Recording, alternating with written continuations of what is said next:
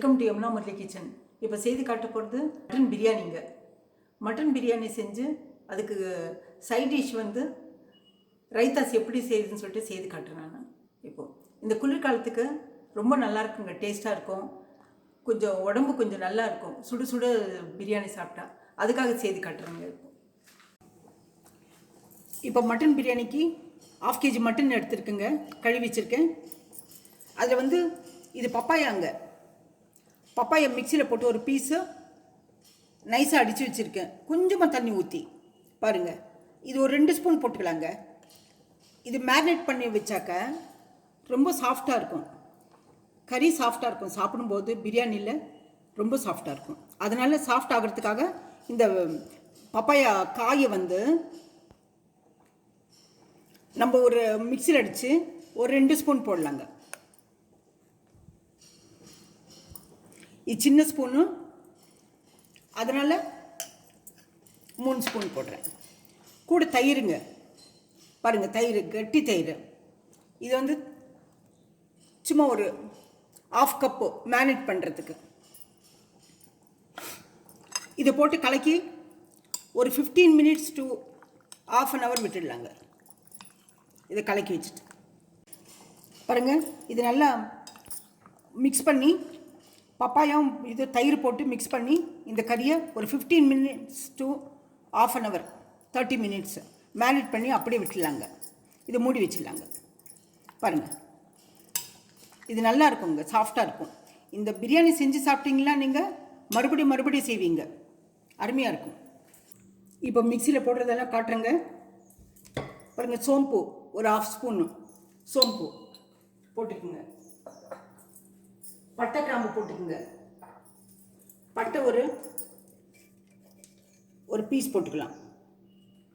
ரொம்ப மசாலா சாமான் சாப்பிட வேண்டாங்க, திகட்டி போகும், மறுபடியும் சாப்பிடணும்னு தோணாது. இது நைட்டு கூட வச்சு சாப்பிட்லாம் நீங்கள்.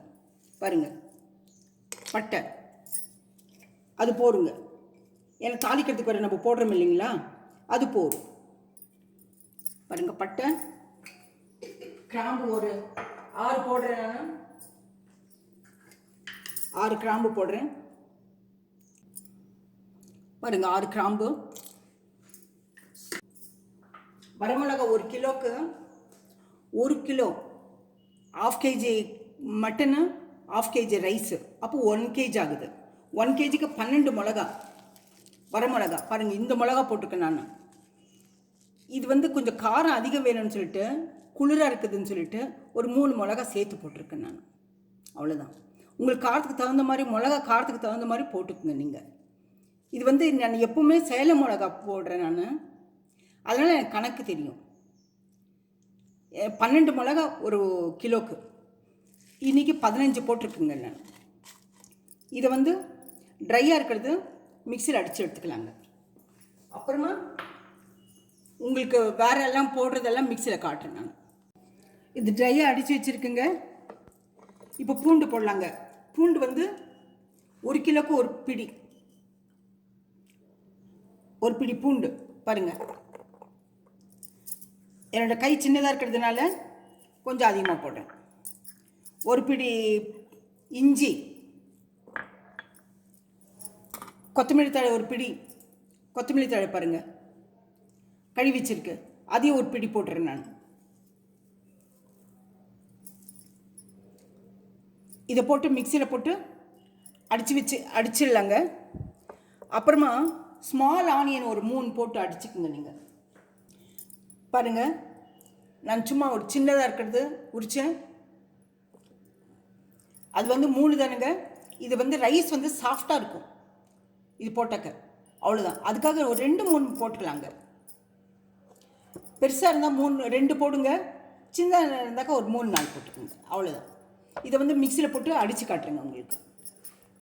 1/2 kg ரைஸ் இருங்க, பிரியாணி ரைஸு. பாருங்கள், பிரியாணி ரைஸு சின்னதாக இருக்கும்.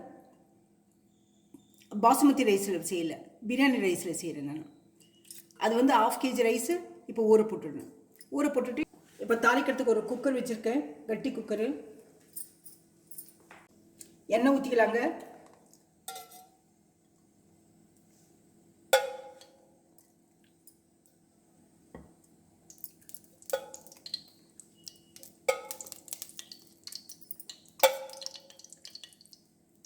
6 ஸ்பூன் எண்ணெய் ஊற்றிருக்கேங்க. அப்புறமா நான் நெய் ஊற்றுறேங்க. எண்ணெய் காஞ்ச போன பிறகு பட்டை ஏலக்காய் வச்சுருக்கேங்க. பட்டை ஏலக்காய் பாருங்கள், ஏலக்காய் 2 வச்சுருக்கேன். நான் பொட்டோடு வச்சுருக்கேன், அதை போடலாங்க.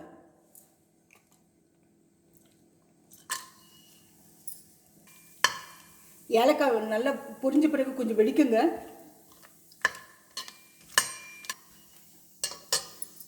இப்போ பச்சை மிளகா போடலாங்க. பச்சை மிளகா 7 மிளகா போட்டுக்கோங்க.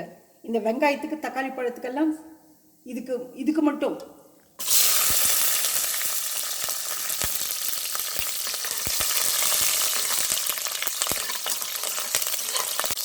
அது பொரிஞ்ச பிறகு வெங்காயம் போடலாங்க. வெங்காயம் வந்து பெரிய வெங்காயம் வந்து 3 பெருசு கட் பண்ணி வச்சுருக்கேன்.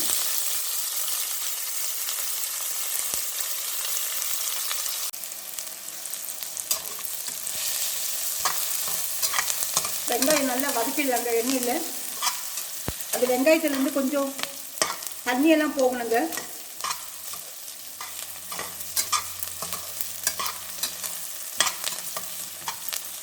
அப்புறமா கறி போடலாங்க. வெறும் நெய்யில் கூட செய்யலாங்க. எனக்கு எதுவுமே அளவாக எடுத்துக்கிறது நல்லது.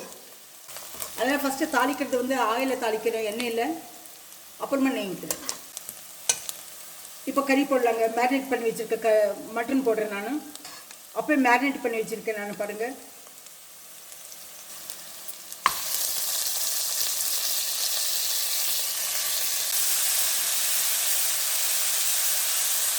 இந்த தண்ணி விட்டுலாங்க. கடைசியில் இருக்க தயிர் கலந்துட்டு தண்ணி விட்டுலாங்க.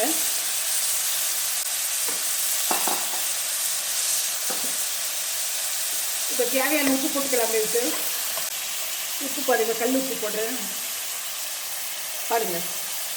கொஞ்சம் அதிகமாக இருந்தாலும் பரவாயில்லைங்க.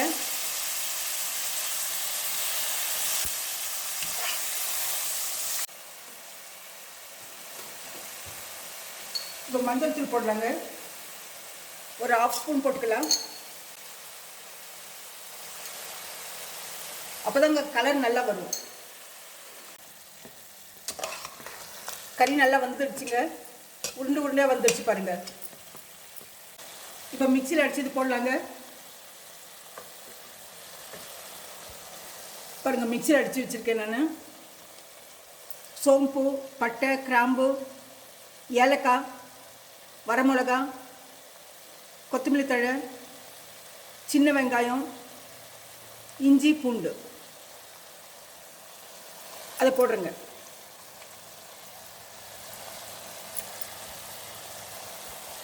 இதை போட்டுட்டு அப்புறமா தக்காளி பழம் போடுங்க. அப்போ தாங்க கறிக்கு நல்லா பிடிக்கும்.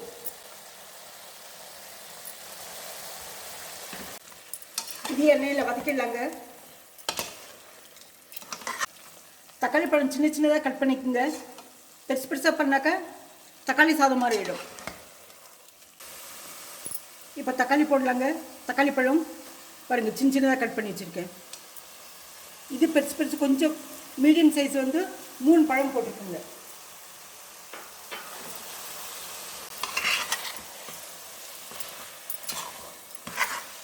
சின்னதாக இருந்தால் 4 போட்டுக்கோங்க. பிரியாணி செய்யணுன்னாக்கா மட்டன் பிரியாணி தான் நல்லாயிருக்குங்க. அப்படி இல்லைனாக்கா மஷ்ரூம் பிரியாணி நல்லாயிருக்கும். இதே எண்ணெயில் வதக்கிடலாங்க. நான் தக்காளி பழத்தை போட்டு தக்காளி பழம் நல்லா வதங்கின பிறகு தண்ணி ஊற்றுங்க.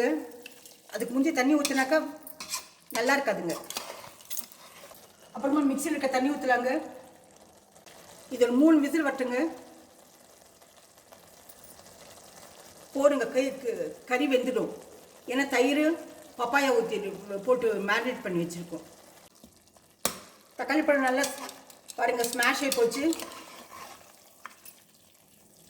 எண்ணெயில் நல்லா வதக்கியிருக்குங்க. பாருங்கள், எண்ணெயில் வதக்கியிருக்கோம் தக்காளி பழத்தை. இப்போ மிக்சியில் இருக்க தண்ணி ஊற்றுலாங்க. பாருங்கள், ஒரு டம்ளர் தண்ணி ஊற்றுங்க.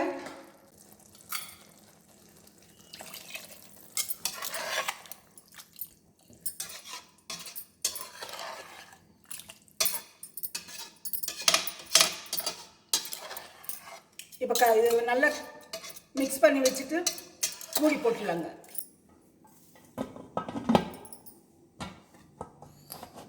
இப்போ மூடி போட்டுடலாங்க. போட்டு வெயிட் போட்டுடலாங்க. இப்போ 3 விசில் வரட்டும். வந்த பிறகு இது இன்னொரு பாத்திரத்தில் ஊற்றிக்கலாங்க. இன்னொரு பாத்திரத்தில் பிரியாணி இலை, அன்னாச்சி பூ, மராட்டி மொக்கு இதை போட்டு தண்ணி இது எவ்வளோ தண்ணி இருக்கோ பார்த்து 1க்கு 2 தண்ணி ஊற்றுனுங்க. அப்போ தான் நல்லா வேகுங்க. அப்புறம் உங்களுக்கு எடுத்து காட்டுங்க. நான் குக்கர் இப்போ ஆறி போச்சுங்க. இப்போ பார்க்கலாம். பார்த்தீங்களா, நல்லா வெந்திருக்கா பார்த்துக்கலாங்க. வேகலைன்னா இன்னொரு விசில் விடலாங்க. நீங்கள் பாருங்க, நல்லா வெந்திருக்கு.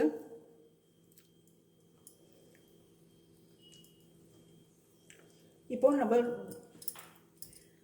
அரிசி போடலாங்க. இது கூட இது எத்தனை தண்ணி இருக்கு பார்த்துக்கலாங்க. பாருங்கள், இந்த பாத்திரத்தில் போட்டு வச்சுருக்கேன். நான்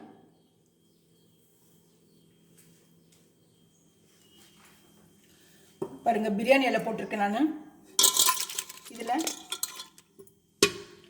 நம்ம கூட இது போடலாங்க. ஒரு அன்னாச்சி பூ போட்டிருக்கேன். ஒரே ஒரு அன்னாச்சி பூ போகிறோம். ரொம்ப வாடை வருங்க. பாருங்க, அன்னாச்சி பூ 1 போட்டு வச்சுருக்கேன். 1 போகிறோம். மராட்டி மொக்கு 4 போட்டிருக்கேன். இப்போது தண்ணி ஊற்றலாங்க. ஒரு தண்ணி 1க்கு 2ங்க. 6 டம்ளர் தண்ணி ஊற்றணும். 3 ரைஸ் போட்டிருக்கேன்.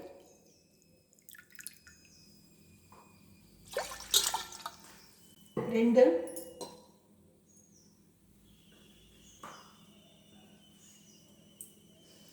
இந்த கறியில் எவ்வளோ இருக்க தண்ணி பார்த்துக்கலாங்க.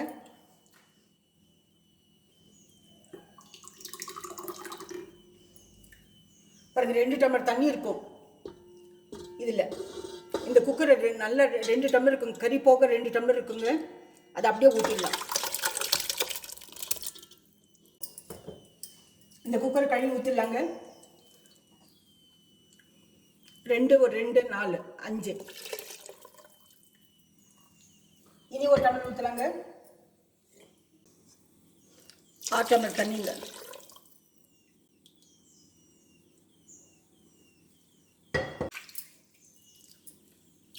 பாருங்க, குக்கர் நல்லா கழுவி ஊற்றிருக்கேன் நான் கொஞ்சமாக.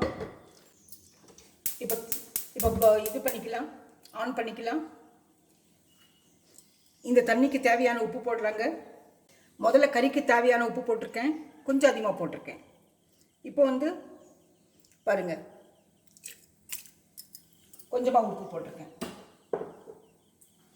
போட்டுட்டு மூடி வைக்கலாங்க. கொதிச்சு தான் அந்த ரைஸ் போடலாம். அந்த அரிசி சீரக சம்பாங்க, பிரியாணி அரிசி, அதை போட்டுட்டு தம் போடலாங்க. தம் போடுறதுக்கு இந்த ஸ்டவ் ஆன் பண்ணிக்கலாங்க. ஒரு தோசைக்கல் வைக்கிறேன். பாருங்கள், தோசைக்கல் கெட்டியாக இருக்குங்க.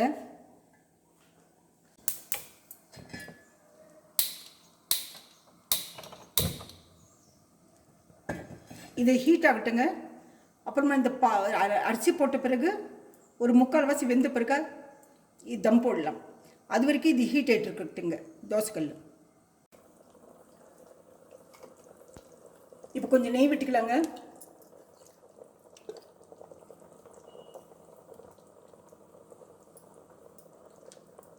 நெய் விட்டுட்டு அரிசி போடலாங்க. அரிசி வடித்து வச்சுருக்கேன். பாருங்க, அரிசி வடித்து வச்சுருக்குங்க. தண்ணியெல்லாம் வடிச்சிட்டு நான்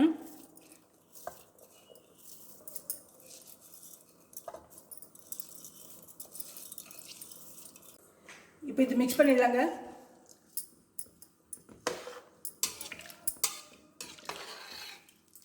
மீடியம் ஃப்ளேமில் வச்சிடலாங்க.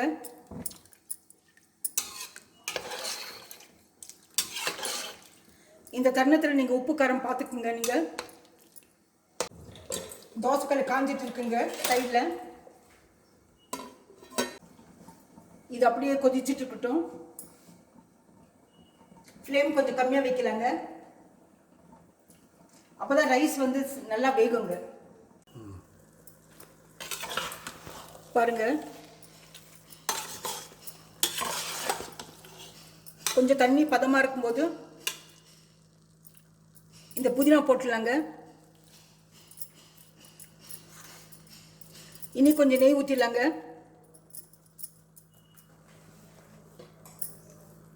நெய் கொஞ்சம் ஊற்றிடலாம்.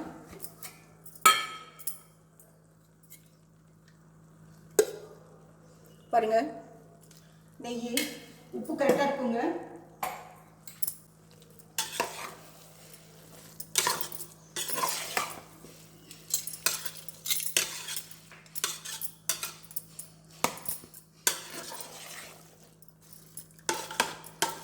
இப்போ எடுத்து இந்த தோசைக்கல் மேலே வச்சிடலாங்க. தோசைக்கல் ஒன்று காஞ்சிட்டு இருக்கு.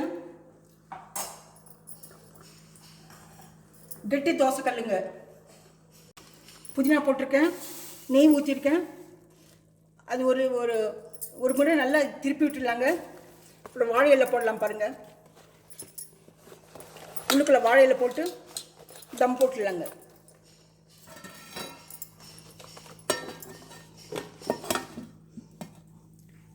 தோசைக்கல் மேலே வச்சிடலாங்க. இது தம் போட்டு எடுத்து தோசைக்கல் மேலே வச்சிடலாங்க. தோசைக்கல் நல்லா சூடாக இருக்குது, கெட்டி கல். அது மேலே வச்சிடலாங்க. வச்சுட்டு இந்த கல்லை வச்சிடலாங்க வெயிட்டுக்கு. இப்போ தம் இடுங்க. இது தம்மான பிறகு முட்டை வேக வச்சுருக்கேன் நான், அதை போட்டு பரிமாறலாம். இப்போ ரைத்தாவும் இருக்கட்டுங்க. பாருங்க, முட்டை வேக வச்சுருக்கு, தோல் உடிச்சு வச்சுருக்கேன். அதை வச்சு பிரியாணிக்கு சாப்பிட்டாக்க ரொம்ப நல்லாயிருக்கும். அப்புறமா இந்த ரைத்தா எப்படி செய்யுதுன்னு சொல்லிட்டு செய்து கட்டுறேங்க. பாருங்கள், வெங்காயத்தை 2 கட் பண்ணி வச்சுருக்கு, ஒரே ஒரு பச்சை மிளகா மெலிசாக கட் பண்ணி போட்டிருக்கேன். அது கூட கொஞ்சம் சுகர் போடலாங்க. பாருங்கள், சுகர் ஒரு 1/2 ஸ்பூன் போடுங்க. ஸ்வீட்டு அதிகமாக வேண்டாம், அப்போ தான் ரைத்தா நல்லா இருக்குங்க. கொத்தமல்லி தழை வேணுமென்னா போட்டுக்குங்க. தயிர் ஊற்றி வச்சிடலாங்க. தயிர் ஊற்றி வச்சுட்டா இதுவும் மேரினேட் ஆகுங்க. பாருங்க,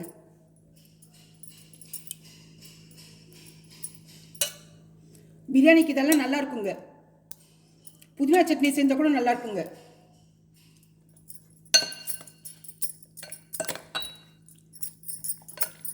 தயிர் அதிகமாக இருக்கட்டும், வெங்காயம் கொஞ்சம் குறைஞ்சிருக்கட்டும். நம்ம பார்த்துட்டு பரிமாறும்போது உப்பு போட்டுக்குங்க. உப்பு இப்போவே போட்டாக்கா உப்பு விட்டுடுங்க, நல்லா இருக்காது, டேஸ்ட் இருக்காது. வெறும் சுகர் மட்டும் போட்டு பச்சை மிளகா கொத்தமல்லி தழை போட்டு பண்ணிக்கங்க நீங்கள். இப்போ சர்வ் பண்ணுற நேரம் வந்தாச்சுங்க. அதனால் இதுக்கு ரைத்தாக்க வேணுன்ற உப்பு போட்டுடலாம், தேவையான உப்பு. பாருங்கள், தேவையான உப்பு போட்டு கலக்கி விடலாங்க.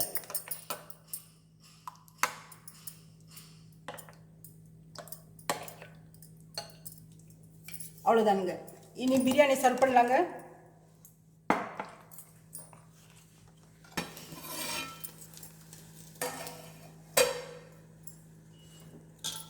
உள்ளுக்கு இருக்கிற வாழை இலை எடுத்துடலாம்.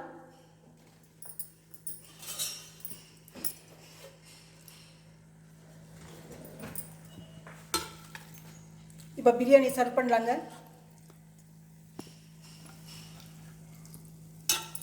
பாருங்க, இதை போட்டுட்டு ஒரு முட்டை வச்சிடலாங்க.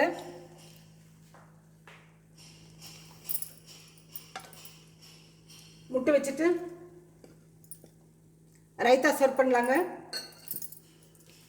கூட புதினா சட்னி வச்சு சாப்பிட்டா ரொம்ப நல்லா இருக்குங்க, ரொம்ப டேஸ்ட்டாக இருக்கும். இந்த மாதிரி பிரியாணி செய்து கொடுங்க. நீங்கள் வீட்டில் குழந்தைங்க ரொம்ப பிரியமாக சாப்பிடுவாங்க, வீட்டில் ஆம்பளைங்களும் நல்லா சாப்பிடுவாங்க. அடிக்கடி செய்யலாங்க. இந்த குளிருக்கு அதுக்கு பிரியாணி செய்து சாப்பிட்றது ரொம்ப டேஸ்ட்டாக இருக்குங்க. இந்த ரெசிபி பிடிச்சிருந்தா லைக் பண்ணுங்கள், ஷேர் பண்ணுங்கள், சப்ஸ்கிரைப் பண்ணுங்கள். அடுத்து மறக்காமல் பெல் பட்டன் ப்ரெஸ் பண்ணுங்கள். அடுத்த ரெசிபியில் பார்க்கலாம்.